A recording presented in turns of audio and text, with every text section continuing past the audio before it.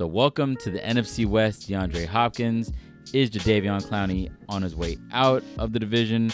We're going to be talking about all that and more on this episode of West Coast Offense, a 49ers podcast. So we're going to be talking about the most impactful offseason moves this past offseason in the NFC West. My name is Caesar, and I got my big brother Alex with me here. What's up, bro? Hey, what's up, man? I like to call it the NFC Best, but yeah, let's go ahead. The NFC Best, yeah. And the NFC Best last year was our beloved red and gold, our Niners. And there was a lot of moves that happened this past offseason.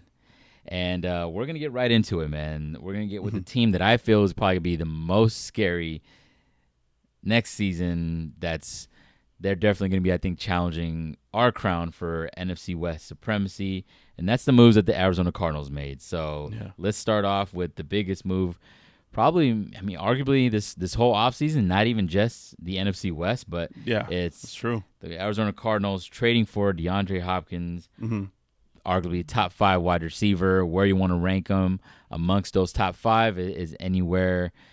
It's anybody's guess, but what are your thoughts? DeAndre Hopkins is in the NFC West now. DeAndre Hopkins, to me, I outside, I think everybody has like another player you may watch on another team or another team itself other than, your own personal favorite team. But to me, I think DeAndre Hopkins was one of my favorite players outside of the San Francisco 49ers. And one of those guys who's like, man, I would love to see him in the red and gold. I would love to see that, He's a beast. I liked him for a while, and then to see this trade go down to the Cardinals, I was like, wow. And it almost felt like for nothing. You know what I mean? It's like they got nothing in return for this guy. Like, to me, top 3, if not the best wide receiver in the league. It's like he's got hands. He's a, you throw the ball up there, he's going to come and get it. You know what I'm saying?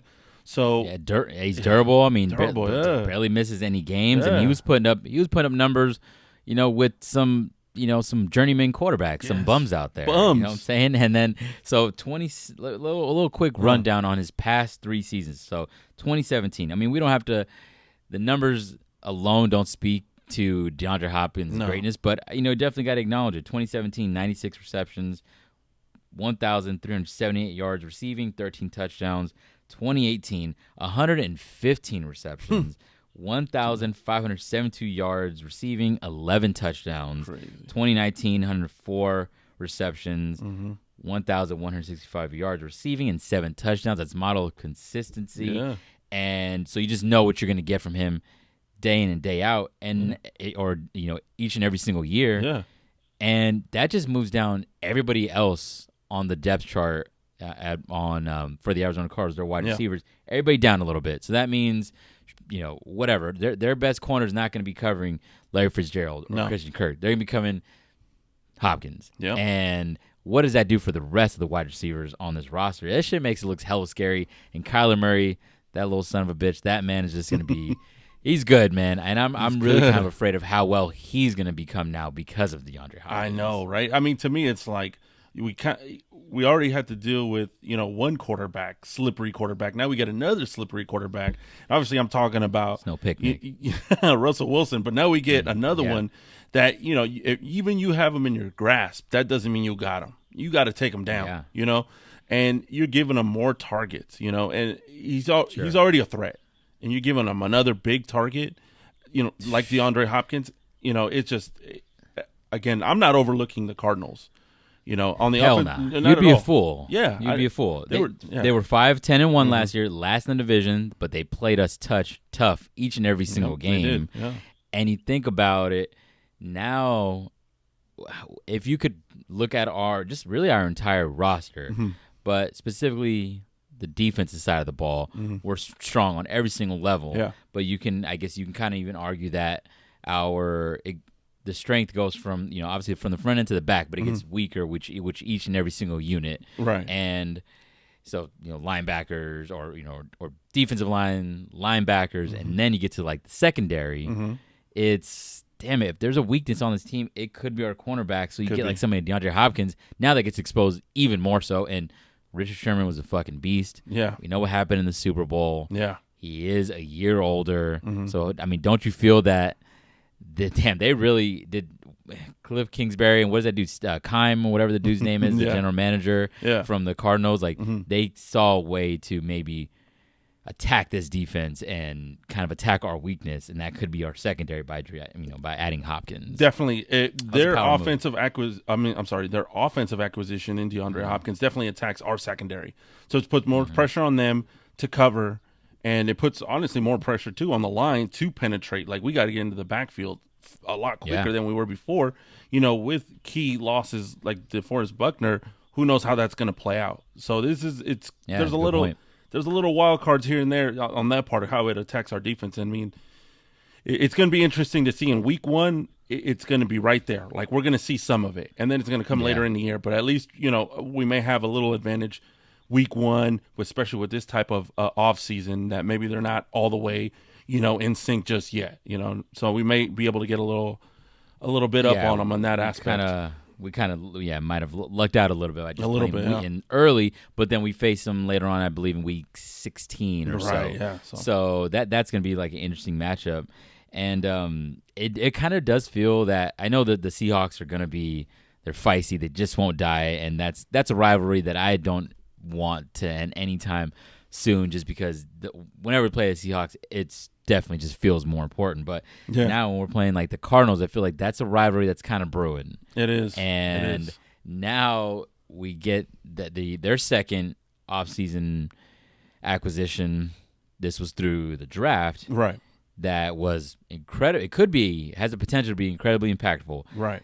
It seemed like all of the pundits, the Mel Kipers of the world and the Todd McShays seemed to love Isaiah Simmons. Loved him. And that's what they drafted. Played all over the field, all over the defense side of the ball. A lot of people feel that he's going to be able to lock down tight ends. And before we get Al, your thoughts on them drafting Isaiah Simmons, let me just give you a couple little factoids for you. So 2019, this is the Arizona Cardinals defense. Their defense allowed the third most receptions against tight ends at 96, the most yards to tight ends at 1,148 yards, 16 touchdowns, was the second in the league. They allowed 10. They were second only to the Browns. So it's safe to say that they were pretty ass at covering tight ends. Yeah. And this is a move where it seems that Isaiah Simmons can lock down tight ends, and I think it's safe to say that the best tight end resides in the Bay. So it speaks to Kittle's excellence that they're drafting players specifically to lock down your best player. Yeah, I mean, they obviously see who's on the other side of the ball, who might be the competition in this division. So they had to address that, just like the numbers you just gave us, right? They knew that was a huge hole in the defense.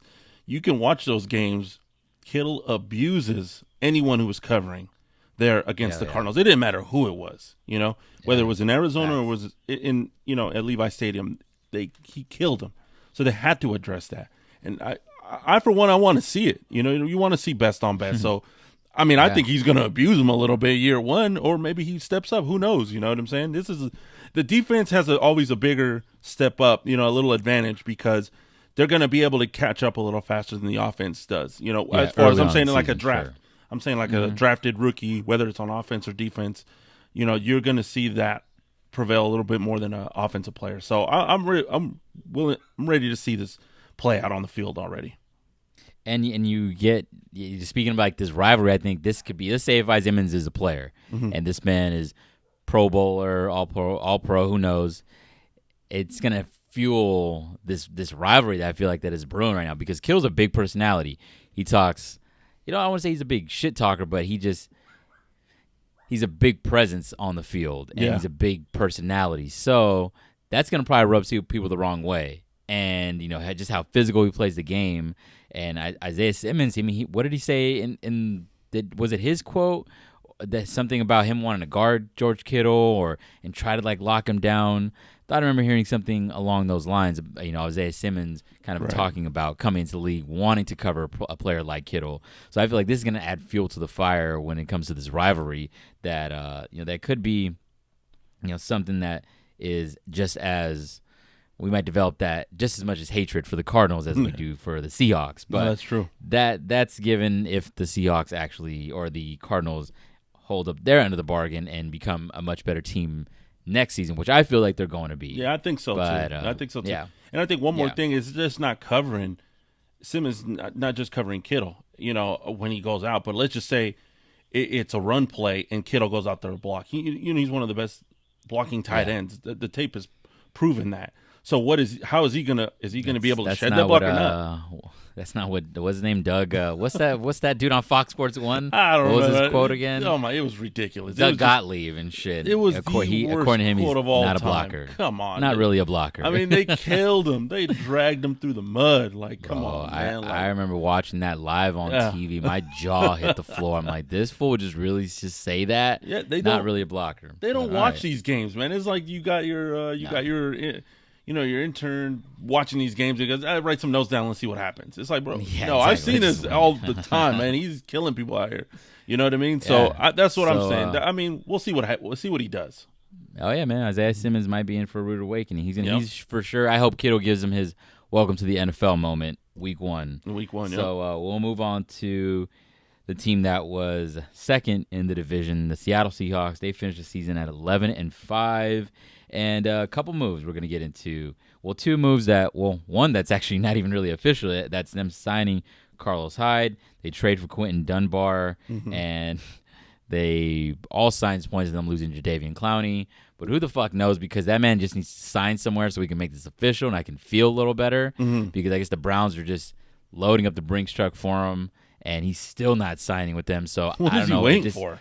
I don't know, man. Maybe he really wants to stay with Seattle, and he's waiting up for a sweet deal. Who the hell knows? But let's get into so Carlos Hyde. I don't know how much of an impact this move is going to make, but he's coming off his career best, 1,007 yards rushing. Right. And it seemed, and that's with the Texans. So he's bounced around last couple years after leaving the Bay. He went to the Browns, and I mean, with the fucking with the Texans. He had a little stint with the Chiefs. Is that right? I mean, that's what his Chiefs. I think he's with the Jags. He was on a couple teams. Oh yeah. Exactly. I mean, he's not sticking around anywhere, so I think that says something to like, all right, you're good to get the job done. He's become a journeyman at this point. Even though that was the best year he's had, it's just, no one's giving him any long-term deals. Nah, I mean, but he's going to come on this 1-year deal. What do you think about this? I don't know, like, was he a fan favorite? I don't know. I kind of just never really bought into the Carlos Hyde hype, man. I was too attached to Frank Gore too much just to be like, you know what, Carlos Hyde ain't never gonna. He's never gonna be able to fill those shoes. But I thought he was gonna step up more than he did. I felt like I thought he was gonna be the running back to not carry the torch, but at least bring some kind of continue the tradition a little bit of it, And it just never materialized on the field. At one point, you're like, get this guy out of here. Like, he's just in the way now, And they let, especially because he felt like he was under Frank's tutelage. And he felt like, you know what?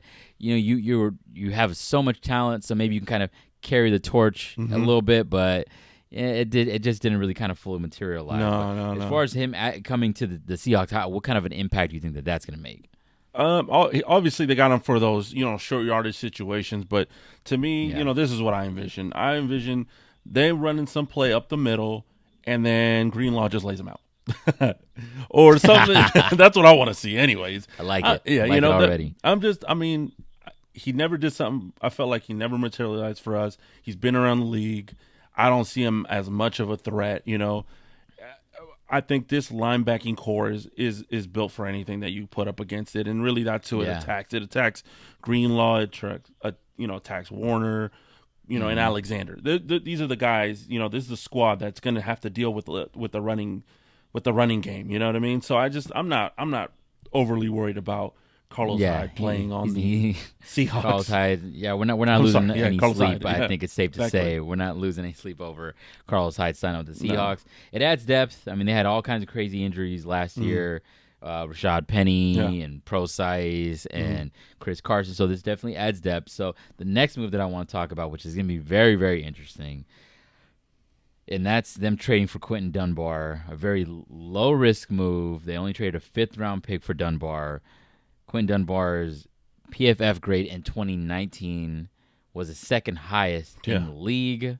Yeah. A lot of people just seem to say that he was just like a bad fit in Washington, and he's got all kinds of fuckery happening off the field, some legal troubles. Who knows how that's going to affect, but specifically on the field. And where are we at on this situation? The league hasn't made any determination as far as he was involved in that little robbery, guns. Yeah, not that armed robbery thing. I haven't seen anything recently on it. I don't know. I think the league's probably not going to say they're not too concerned about it, but I think they would have made a ruling on it.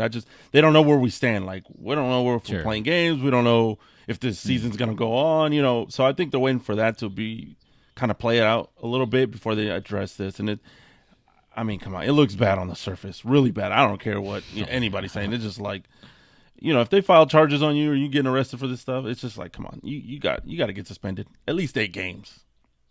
Just off because it's a bad look. I mean, this was happening at a point where, what was it? There's no news out there other than what's going on with COVID-19. Like, your front page news right away. It's not one of those things this happens. But no, you're like, oh, look, we got something. Let's dig it up. Exactly, man. He picked a bad time to do this kind of these kinds of illegal activities, man. If this would have happened during training camp or during the season, it could have flew underneath the radar. But now we all know about it, so there's a possibility that we wouldn't have to worry about Quinton Dunbar. But this could, if let's say best case scenario for the Seahawks, he doesn't get any suspension whatsoever, and he plays up to his PFF grade, and that's second best in the league, and. I mean, we got our wide receiving core is still young, and they're getting better. We addressed that in the draft with drafting Ayuk, and so that's going to be very interesting to see how that all plays out because there seems like that could be like a strength of the Seahawks. But next one I want to talk about is them. What I said, it's not official yet. Jadeveon Clowney, right? I mean, this is obviously like the biggest move. If in fact he does leave.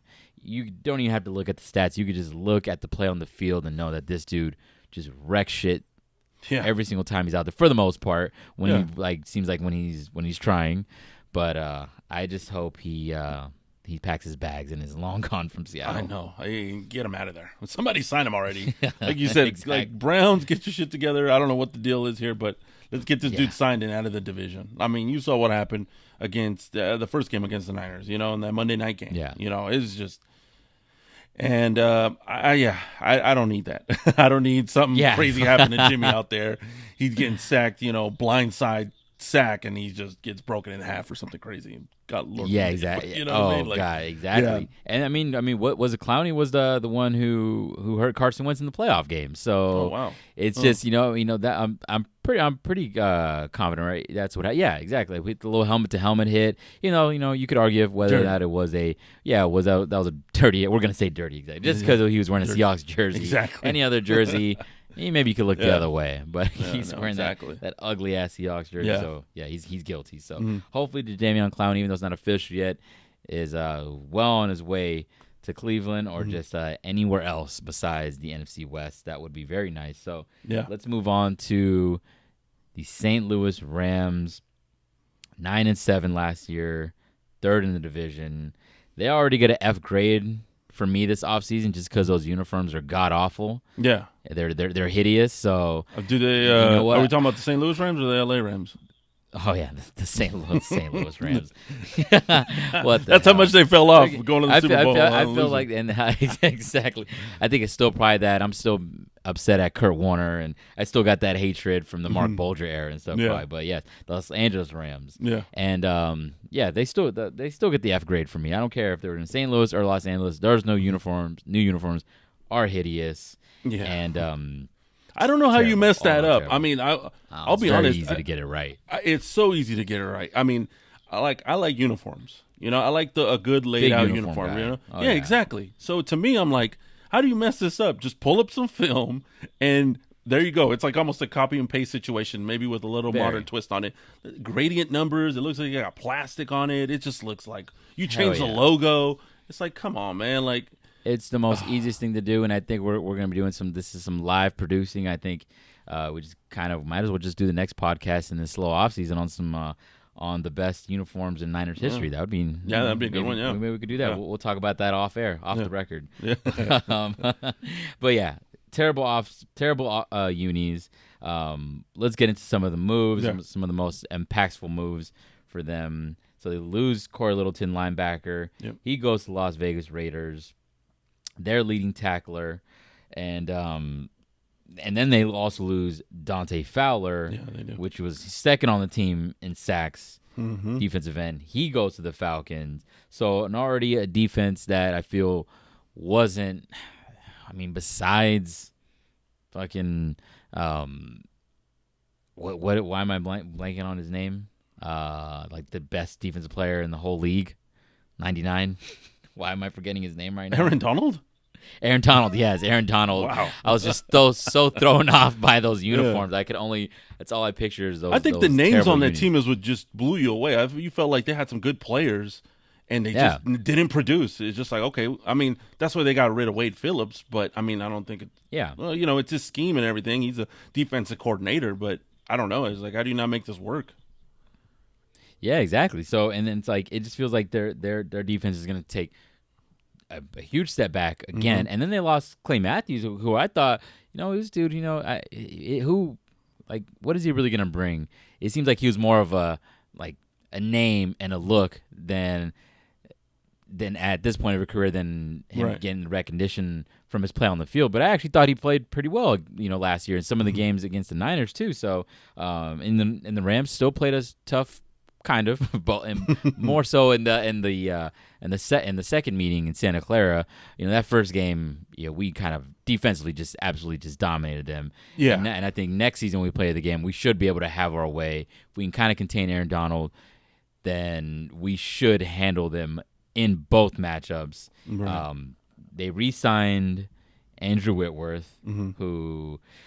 I mean, this offensive line for the Los Angeles Rams was ranked 31st according to Pro Football Focus, and just imagine if they don't bring back Andrew Whitworth, then Jared Goff is just going to spend half the season on his back and might not even make it out of the season, and in full health. So they signed him 38 years old, I believe. He's older. Who knows if he's going to play out the remaining years of his contract? But those are kind of like the biggest moves that I was kind of looking at. I had my eye on for Los Angeles Rams. Where do you think they stand, and maybe bringing back Whitworth too? I think they're just handcuffed. Draft picks, nothing's there. They put a lot of money. There's a lot of dead money that's walked out the door, like in Gurley. They just have no move. So they have to bring back some people to have some kind of resemblance of a team here, because there's a little bit of turnover on that team. So I think they're going to struggle again this year, and maybe even worse than they did before, because they've got to go through some. It feels like they're going to take a step back. Oh yeah, I mean it's not a full rebuild, that kind of situation. Yeah, me neither. But I think they're going to have to figure out what's going to happen here going forward, because they got to make some things happen. Otherwise, it's going to get ugly here for a while for them. To me, I mean, they're probably I'm not even, not really too worried. They did what they had to do. I'm not worried about the fucking Rams, man. No. You know what? And it was a little rivalry there that was kind of brewing, where I was just in such a fuck the Rams mode, just because Sean McVay was getting all the love. And look at the boy wonder. Look at all these. Look at the plays that he can recognize. You ask him what happened in Week 15 against the Eagles at home, and it was, third quarter, 3rd and 12, and what play did you run? And he kind of just rattles it off, just like Shanahan can't do the same thing. Yeah, I know. And he was getting all the praise those first 2 years. So it was more so that I just felt like he was stealing some shine away from my boy Shanahan. So I know. And now they got the comeuppance. He grew his beard out too, so let's go. I mean, what's good? You know what I mean? Like exactly. The old Shanny beard. I think he just keeps it on the whole time. Let's show up in LA and look them eye to eye and see what's good.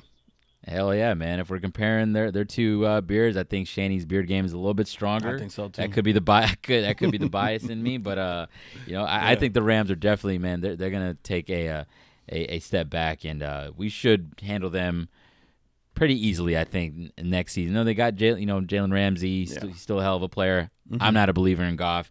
Thank God for their sake that they brought back Andrew Whitworth.